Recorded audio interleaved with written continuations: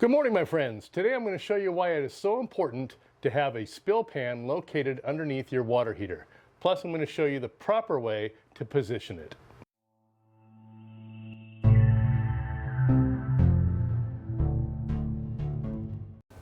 People are always asking me if they need to put a drip pan underneath a water heater, something like this. Okay? Well, my answer is always yes, but the actual question is, do they need to, not should they? Should they? Yes, you should always put one under there.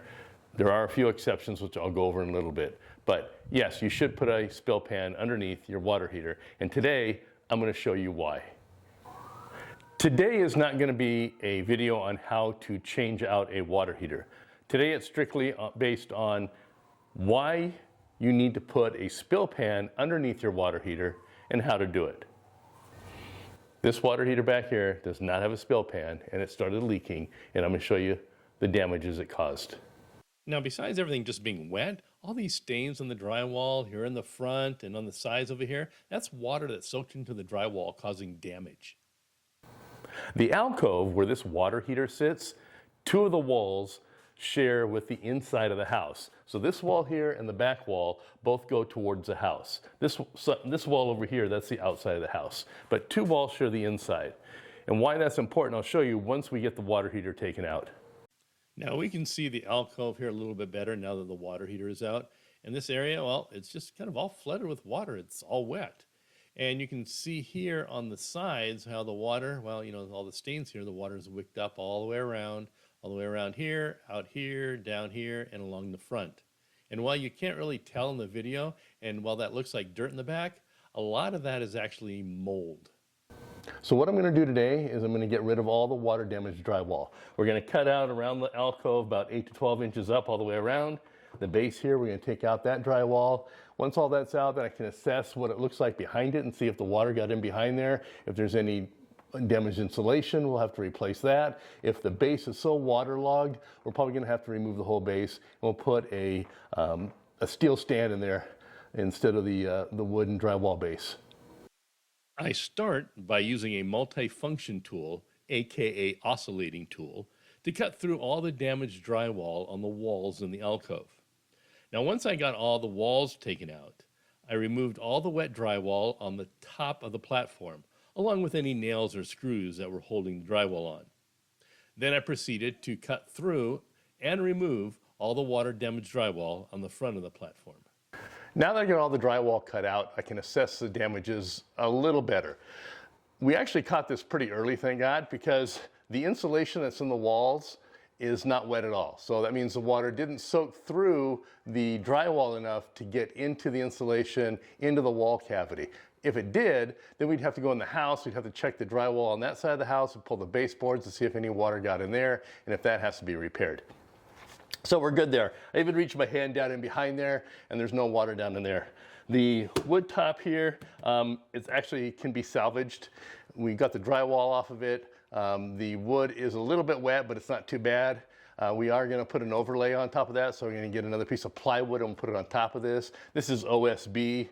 Horrible stuff when it gets wet, so I'm just going to put some regular plywood on top of that, and we're going to waterproof that.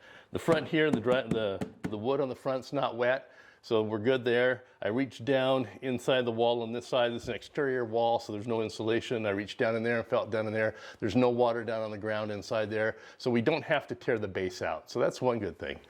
But that's not always the case.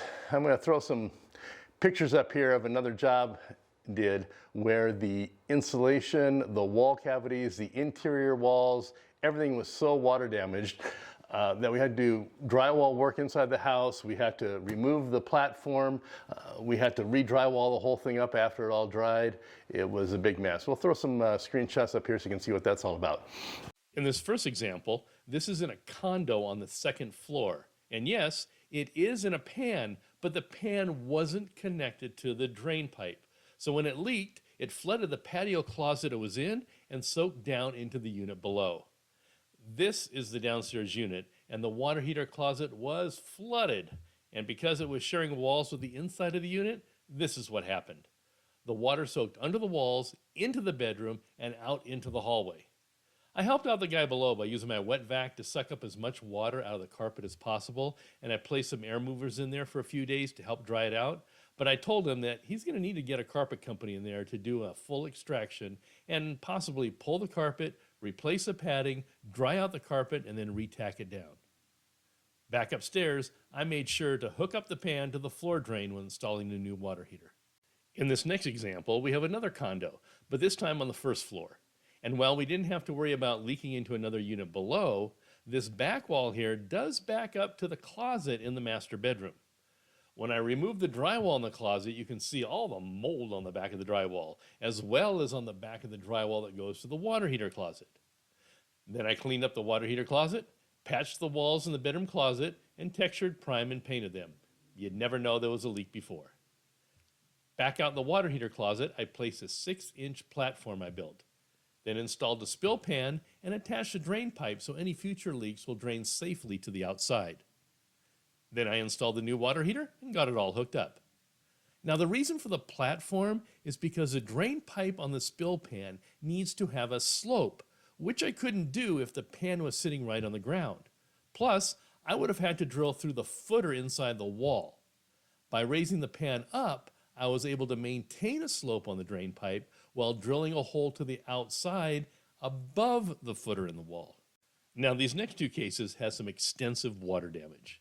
This one, the water heater was leaking for quite a while before the tenant even reported it. There was so much water, the drywall on this back wall had wicked water up over 3 feet high, as I'm showing you here in Walker's Way Green. You can see here how it was like a swimming pool all along the floor. The platform was so soaked, it was literally falling apart. And the footers to the frame, which were nailed into the concrete, broke apart and pulled up just with my hands. The drywall was so saturated, I ended up having to remove it all the way around, up to 3 feet above the floor. And even though in this clip, I stopped at about right here, I actually ended up removing the drywall further to the right, all the way down to the door inside the house. Then I installed the new water heater on a galvanized stand and later patched all the walls. And yes, you're not mistaken, that is a pan under the water heater, even though I utilize a stand. That's because the stand is on the same level as the interior floor of the house and not below the foundation.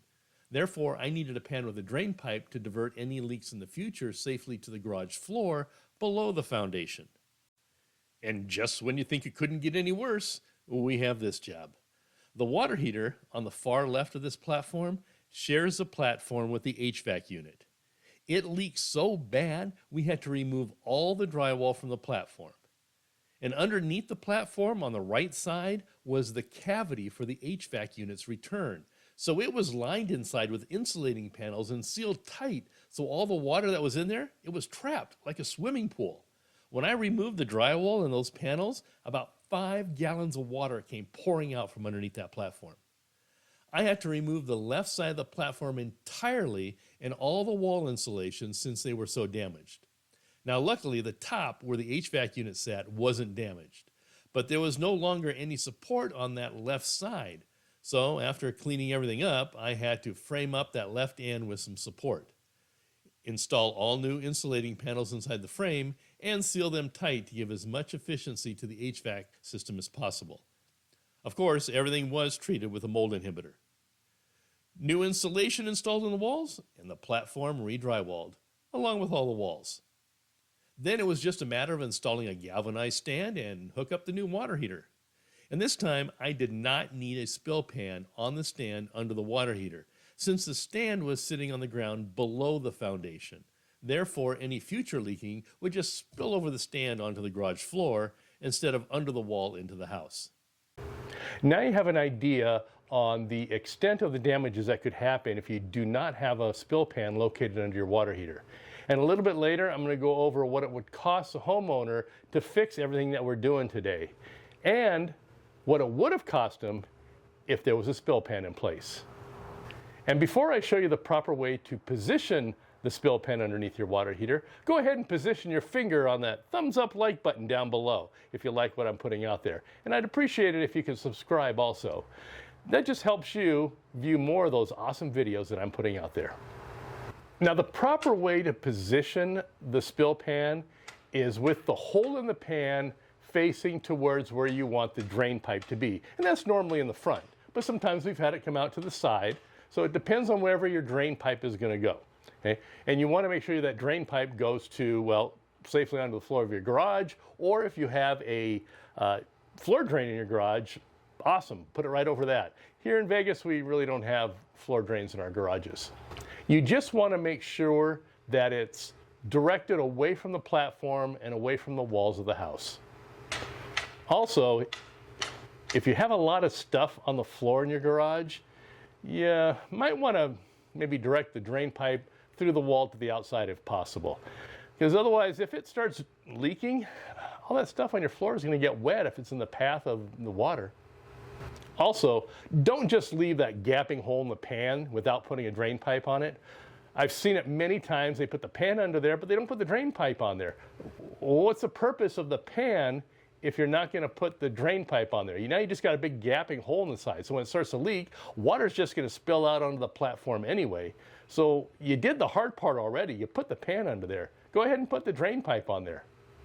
I had one place, they actually spun it around so the hole was facing the back of the alcove with no drain pipe on there. So when the water heater leaked, the water was just pumping out right onto the wall, which shared with the inside of the house. It soaked through the wall, it soaked through the insulation, it got inside the house, it soaked through the platform the water heater was sitting on. It was a mess. It was just a lot of water damage. So please, if you put the pan under there, make sure you put the drain pipe on there. So on this one, what we're going to do now is we're going to go ahead and spray all the surfaces and cavities with a mold inhibitor. This one here is pretty good. Actually, Home Armor makes one. It's a bleach-based mold inhibitor and cleaner. It works really well. So what we're going to do is we're going to saturate the OSB here. We're going to spray inside the wall cavities just as a precaution, even though it's not wet in there.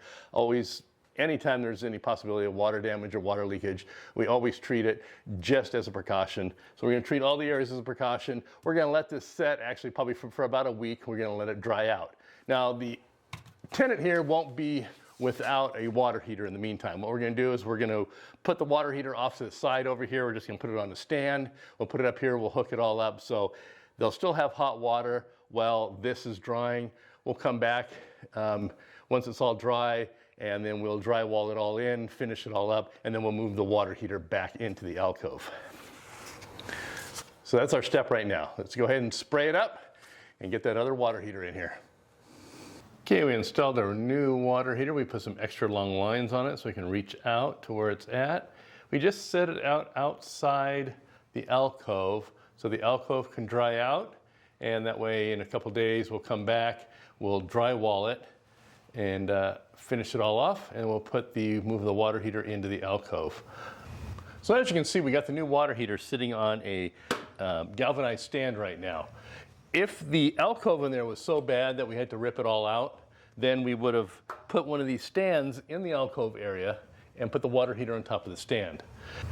I'm going to go on a little rant at this time, because first of all, those alcoves in there, dumbest thing these builders ever do. I don't understand it.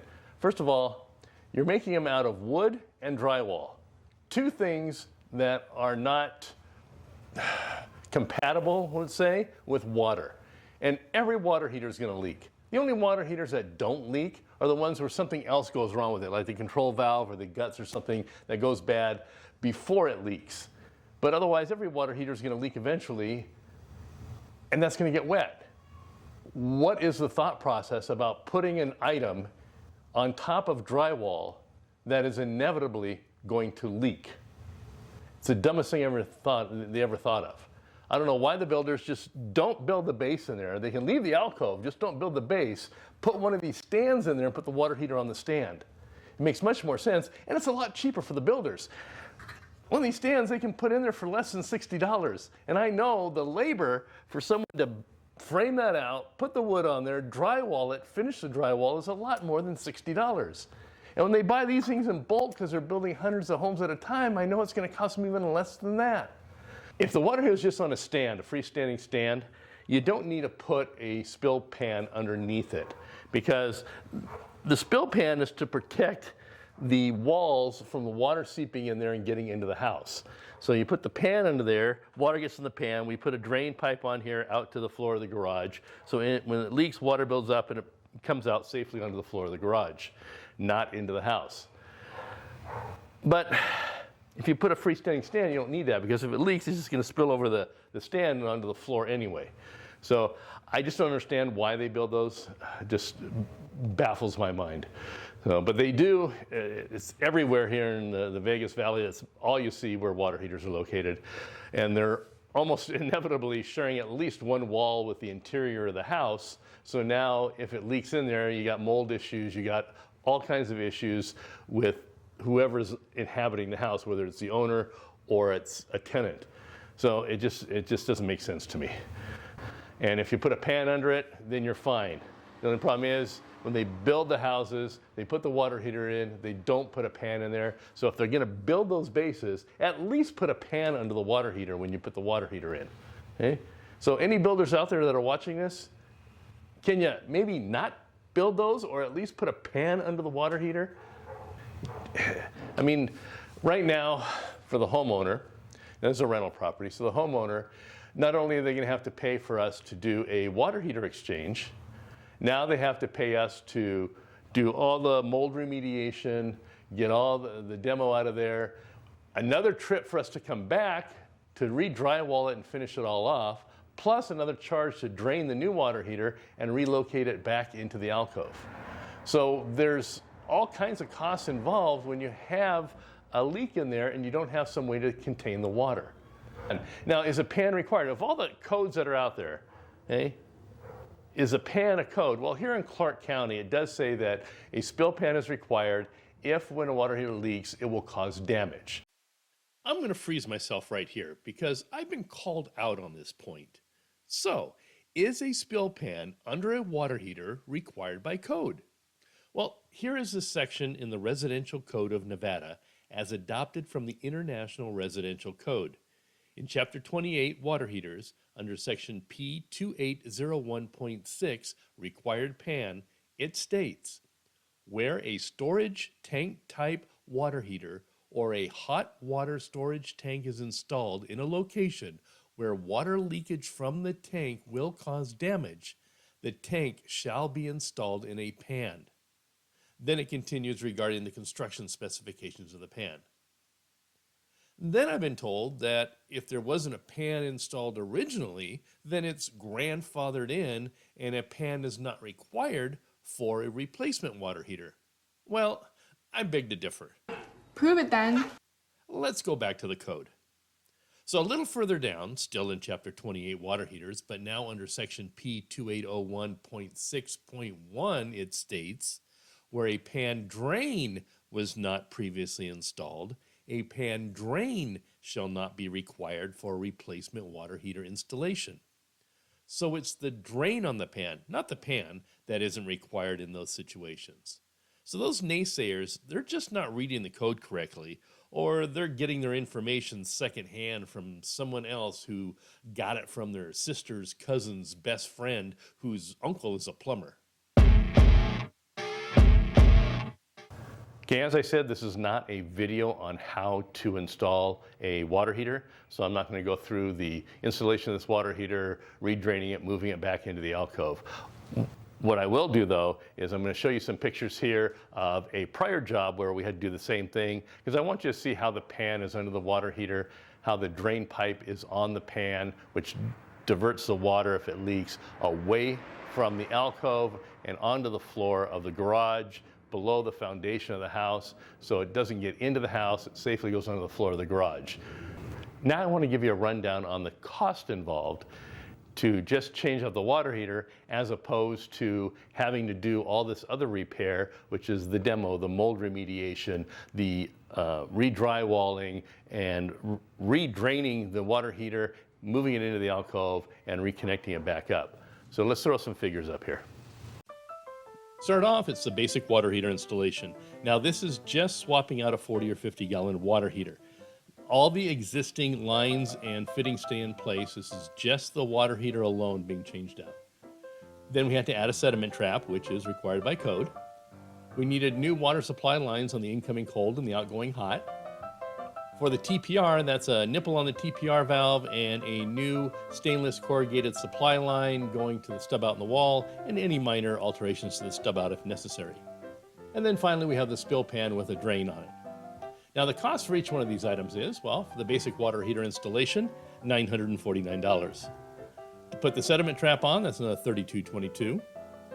The water supply lines is just a material charge because we would have to, change the lines out anyway, disconnect them and reconnect them. So this is just a material charge, another $32.22. The TPR work, that's another $32.22. Starting to think I really like $32.22. And then the spill pan with drain, can you guess how much that is? Nope, it's $54.44. So the total for the initial water heater installation, $1,100.10. Now that we know what the total installation is costing just for the water heater, and this is what would have cost the homeowner if there was no water damage at all. Okay? But let's find out what else there is. Okay, so we did have to demo all the water damage. There was some mold remediation and treatment. We're gonna have to make a second trip back after everything's dried out and everything's cured. That's to do the drywall repair, place in the plywood base overlay, and waterproof everything. And that's gonna run about $479. Then we have to let all the drywall work dry before we can do anything, so there's gonna be another trip coming back, and that's to sand and paint all the drywall work. Then we have to drain the water heater, relocate it back into the alcove, and hook it back up. And estimating that's about another $527. So with our initial water heater installation of $1,100.10, all the damage work, the total is going to come out to $2,106.10. Now these prices may seem high or they may seem low to you. It all depends on where you're located and what the prevailing rates are in your area. I've seen some places charge $1,500 just to change out the water heater. So, another $500 for all these repairs wouldn't seem so bad. So take these prices with a grain of salt, compare them to what the rates are in your area so you can kind of get an idea what it's going to cost you. But no matter what it costs, it's easy to see, especially in this situation, the homeowner is paying twice as much to get his water heater replaced and all the repairs done than it would have cost him if there was a spill pan in place. When I'm doing inspections, I always check the water heaters. I see how old they are, and I check to see if there's a pan underneath them. If there's a pan under there with a drain pipe, not a big deal. But if there's no pan under them, and if the water heater is old, I always submit to the homeowner a cost breakdown of what it would cost to change out the water heater, bring it all up to code, and put a spill pan with a drain pipe underneath it. I'm not saying they have to do it, but I want to present it to them because I want to leave it up to them to decide whether they want to do it or not. Okay? If I came in there and did some work on the water heater or somewhere around there, or I'm doing an inspection and I don't call out on that, and then let's say a week later it starts to leak and causes a lot of damage, they may come back on me and say, hey, you inspected it, why didn't you let us know? So I always let them know. If it's not an old water heater, if it's fairly new and there's no pan underneath it and the water heater seems to be working fine, we can put a pan under the existing water heater. I'll give them a price breakdown of what it costs to put a pan under there. That way, they can run it until the thing self-destructs for, all they care, and they got a pan under there. They don't have to worry about the water leaking anymore. Once again, thank you for watching my videos. If you have any questions or information, please place them in the comments down below. And if you like the content I'm putting out there, I'd appreciate it if you take your finger and hit that thumbs up like button down below, and also subscribe. That goes a long way to help me making more videos for you. Plus subscribing, it helps you see more of my awesome videos. So once again, thank you and good luck with your projects.